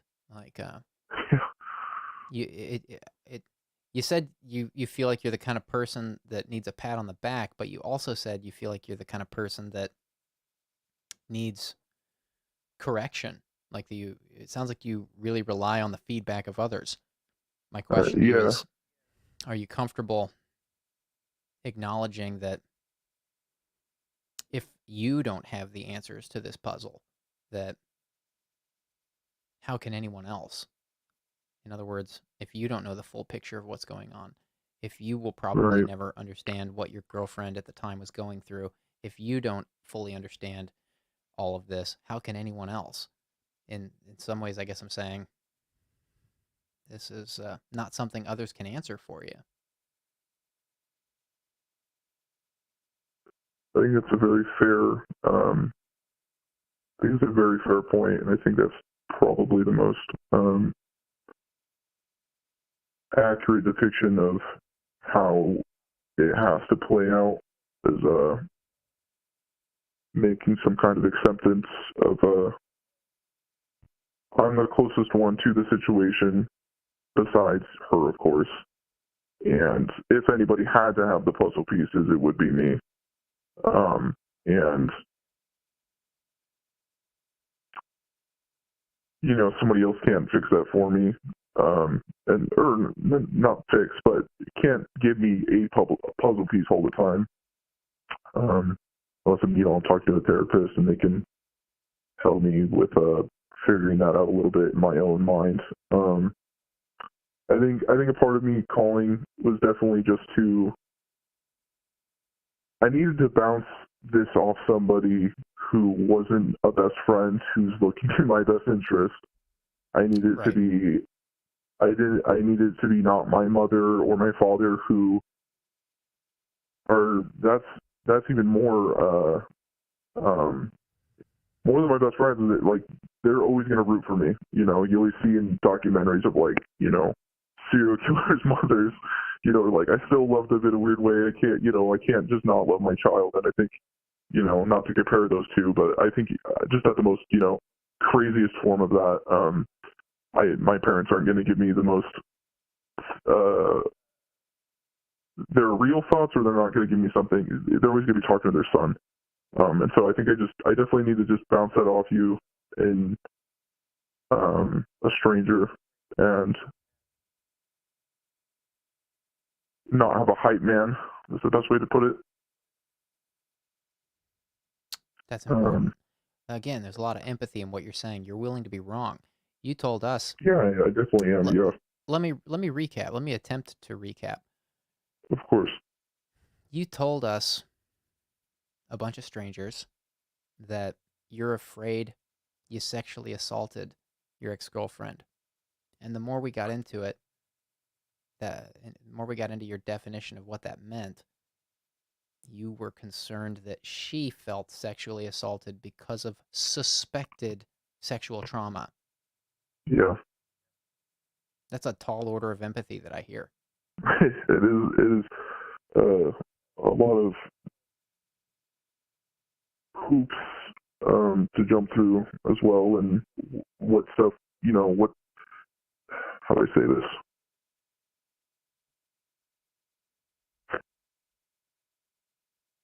Suspecting, yeah. There's a lot of stages that I need to suspect things, and maybe I need to look back and I need to stop suspecting how something went and just accept that part of my life's over, and the investigation, they found me in favor.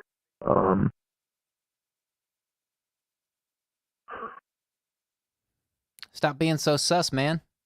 Yeah. That was the wrong one. I did the evil laugh. It's okay, we need them. Yeah. I wanna give time to other callers and get more people to bounce off. I appreciate you letting me. I don't know. You're a wall that talks back. That's what I needed. I needed to just bounce stuff off you, and I've never been called a wall before, but thanks. You're a wall. You're a wall that talks back, and I appreciate it. Now I've been called a wall, everyone. Now I've been called a wall. I've been called a lot of things in my life. Never a wall. Up in Photoshop and put your face on a wall. It's coming. I guarantee you. The Anonymous Live Discord server. It's going to be all over the personal art channel. There's going to be my face on a wall. It's coming, I guarantee it. Oh my gosh, that's so funny. Moss says the anonymous wall. You can have that for free. That's fine. You can use that. Can I give that back to you? Sure, I'll take that back. I'll use it. Yeah, please take it back. Take it back. Merch coming. I'm happy. Yeah, the chat's with you. There's some wall merch coming. Happy to be a wall. That's basically what this is. We just talk to strangers. Yeah. We're not going to take any more calls tonight, so you're not keeping us. We're going to wind down the stream after your call. Okay, Moss says that's a great compliment. I appreciate. I don't know. I think you helped me look in the mirror a little bit. I think that's the best way to put it. I think I'm glad to offer you whatever whatever space you need to share. But you sound like a good dude. You sound like somebody that really cares about past mistakes. Everybody makes mistakes. Yeah. Like maybe you did rub your girlfriend the wrong way. It doesn't sound like it was intentional. Like it's not like. Let me say this to you. I haven't said this yet, and I was about to say it earlier, but then we were jumping on each other, and I just let you go. Right. Maybe it's a hot take, but like, what constitutes a romantic relationship? Yeah. So my point is, you're not on planet Mars in thinking that. No. In needing some sex and in having a libido, so like even if your suspicion is correct that there was some sexual trauma with your ex-girlfriend, and again it sounds like it's a suspicion, you're suspecting it, because it sounds like it's the only thing that makes sense. Doesn't sound like, I mean, here are the options. If that were true, she either A, withheld it from you, or B, maybe it's a repressed memory, but the trauma still affects her. These are all things that can happen. So someone can be dishonest about something or not fully transparent about something, or they can have a memory repressed, and maybe she still doesn't know that. Again, this is assuming that that your suspicion is correct. So there's a lot of assuming happening here. There's a lot of asses. But now I'm calling you an ass. You called me a wall. I'm calling you an ass. It's equivalent. It works. But the point is, like, I don't hear the voice of somebody that goes around looking for people to hurt, and I'm hoping that gives you some peace in maybe just like maybe you can find some solace in like looking within yourself. Maybe you can find that in therapy. It Yeah. sounds like you're in therapy or about to start some. Maybe you could do some soul searching on why.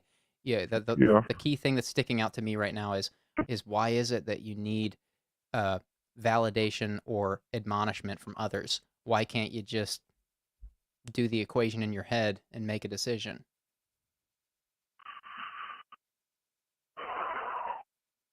I I I agree with everything you're saying.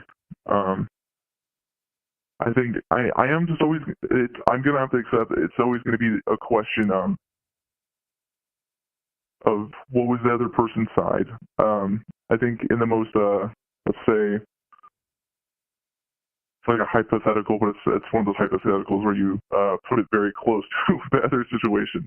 But let's say even if I did the most truest form of a heinous act, which I don't believe I ever did, but let's say if it was the most, it was something undeniably messed up that happened, right? And then in the future, you know, this person that caused you that horrendous trauma at some point still works within the same company, and you don't feel he should be that close to you, even if you never see this person. It's just something that bothers you in your head.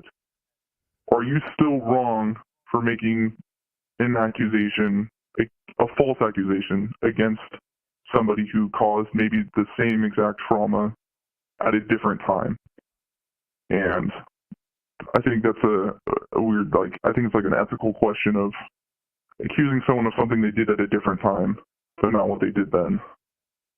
And if that, you know, does the punishment fit that crime? I don't know if I worded that correctly. I hope I did.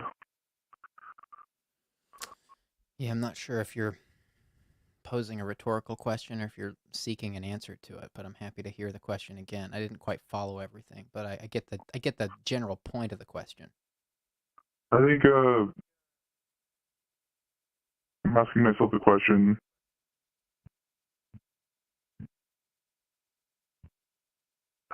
is the false accusation a correct accusation at the wrong time? What do you think? I I don't think so.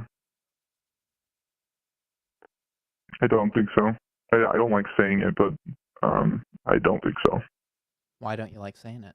Because it puts the blame on her. Yeah, exactly. That's why I don't like saying it. I don't like, That's what especially in sounds like. the landscape we live in today. I feel, you know, you want to believe every woman. You want to believe what they say because there are some horrible people out there. And then there's people who I always said to my friends that I wish, especially after a moment like this, I wish there was in school. I wish there was a little more education on how you talk to women online, how you treat them, what's the safe way of going about having intercourse with somebody, and I don't think they cover that enough in school. And a lot of people are uneducated, and they don't get educated until they make sometimes a really big mistake or a small mistake. That's right. Some people don't Now, learn. now uh, yeah, there are a lot of bad people out there. There are a lot of horrible people Yeah, out there. It's actually worse than that. It's actually much worse than that. Uh, yeah, it is. there were for many decades, for many centuries, for many millennia, even in certain places, uh, women were just systemically repressed. They didn't have Yeah, rights. They couldn't vote. You know, like the list goes on. Um, it's actually funny in Old Testament times they could be uh, a lawyer. They could be a scribe of law, but they couldn't be a yeah, priest, which is interesting. It's like, wow, so like they can write laws but not be a priest? Like, okay. that Why? is weird. That's weird. That's very weird. Like, I'm not going to make any comment on why I think that's weird because I don't want to be offensive to, to to to Jews or to anybody of Abrahamic tradition. But you know, it's odd no matter how you look at it, right? It's like, tell me how that makes sense.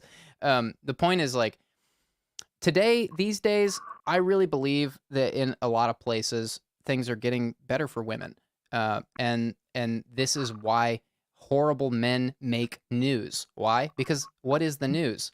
It's what's new. Yeah.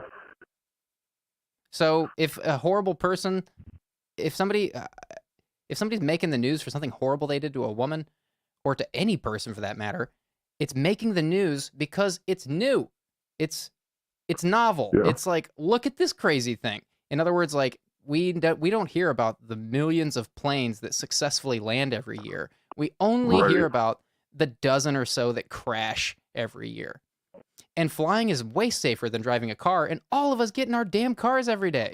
Every single day, and we don't think twice about it. So it makes no sense to me. It's like, yeah, like news is the problem with news is everybody thinks news isn't new. That's the problem with news. People think news isn't new. They think it's just the way things are, and it's the way it's always going to be. But it's not. The reason we read things in the news is because it's new. Yeah. And so my point to you is that maybe you can cut yourself a little slack. Maybe you can just expect that, you know, I'm not telling you to go like, I mean, please, like, don't become a jackass with what I'm telling you. But like, Oh, I feel you. Yeah. yeah, I trust that this is falling on good ears. But what I'm saying is like, maybe you can acknowledge that you're not going to fully understand where your ex-girlfriend is coming from. Maybe you can just find some peace in the nuance of not understanding and just saying, you know what happened. I don't know why she is accusing me of these things. And maybe you can offer her an ethereal apology. I don't even know if it's appropriate to contact her. Maybe it's not appropriate to contact her. But maybe you can just definitely, my work definitely said don't contact her. So, yeah, that's a perfect example. And I definitely have made huge apologies in the past, and she seems like she want to hear it. I actually something she doesn't know, and I guess she'll find it one day. But I wrote something that was dated like a year from now or something. Well, no, I think actually it's coming up. Her birthday's coming up, and I wrote a letter a year ago, and I hid it in her car in her glove box for the timestamp later on. And I kind of just said, hey, I don't know where we're going to be in the future, if even we're going to know each other, what's going to happen, but I'm sorry for whatever pain I may have caused in the future. And hopefully she doesn't completely spit on that, and hope she believes what I mean. But I can't dwell on that. That's right. You gotta be careful what you dwell on. The chat seems pretty vocal that it's best not to contact her. Deanna Krebs says, especially if she's a sexual assault victim. You know, there's a lot of suspicion happening with your story. You're suspecting a lot. It seems like you're looking for the answer. And this is my point to you. My point is, like, you might not find the answer. Yeah. And can you live with that? How can you deal with that? I think it's in fact, if you haven't found the answer yet, you probably won't. Yeah. Yeah. I don't think I'm going to find the answer, and I think I'm just going to have to accept that, and I'm going to have to go find new problems to have. The problems will find you. The problems will find you. Perfect time for the evil laugh. Now it's time. Time. I never get to use that one. Thank you for giving me the perfect opportunity for the evil laugh. I'll sacrifice myself for it. I wouldn't do it if I didn't think you were strong enough to take it. That's the evil laugh. I start crying on stream. Oh God. I'm glad to hear about the therapy that it sounds like you're in or starting soon. And maybe you can just do some meditating on how you can be okay. Maybe think about yourself a little bit. Maybe there's something there. Maybe unpack this with your therapist. I don't know if I'm right about this, but maybe you have trouble acknowledging yourself. It's at least possible. I mean, like if you're looking for answers from others, if you're looking for validation or admonishment from others, and that's like a habit or like a thing for you, then maybe you have trouble acknowledging that you have a brain capable of solving problems. Yeah, I think there's definitely truth to a lot of that. I think I think I might not fully understand my own thinking process sometimes. I mean, a lot of the time, until I start babbling to whatever wall I'm talking to. Today it's you. And yeah, I think I just need to talk. I've gone to a therapist off and on. It's a little more less frequent from when I was younger, but I think I need to increase. And I don't know, like people say, like your car needs repairs, you need repairs too. You need to make sure you keep up and make sure even when you feel okay, you should make sure it's going to stay that way. I think that's right. I'm wishing you the best. You can call again anytime. Keep up the therapy. If you can do more of it, do more of it. You will know better than anybody how much you need. Therapy for me is a thing that ebbs and flows. Sometimes I need more of it. Sometimes I need less of it. But I think everyone should. I think everyone should be in therapy or have a therapist that they know of, that they like, because we don't know when shit's gonna happen. We don't know when. No, it's true. Stuff's, we don't know what we're gonna go through when. So, keep on keeping on. There's a lot of encouragement for you in the chat, and just know that you're not alone going through confusing things like this. That's why we do the stream. So if you need to talk again, you can call again anytime. Well, I would just love to say to you, I appreciate the streams. I've been watching since the first one came out. I was very surprised. I was like, who's this? I'm like, some therapy dude just stole Julian Smith's channel. And I'm like, oh my God, it's him. Like, okay. Not a therapist. I'm not a therapist. I'm not here to fix problems. Not a therapist. Hey, I was suspecting whoever stole your channel was a therapist. When I realized it was you, I was like, I know this guy's not a therapist. I'm like, we're in my wannabe therapist clone, my wannabe psychologist clone. Exactly. This is not, guys, clip this. This might be part of the lore. Don't read too much into it. Thank you so much. I hope chat and you have a good rest of your night, and I look forward to future streams and seeing what other people have to vent and talk about, and I'll pay it forward as much as I can with you guys. Thank you so much. Thanks for calling and being real. And I appreciate your candidness and the amount of empathy you were willing to extend to this person. And call again anytime. Will do. You have a good one.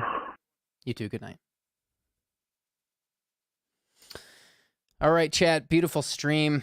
We only got to 2 callers tonight, but they were dense calls. Lines are now closed.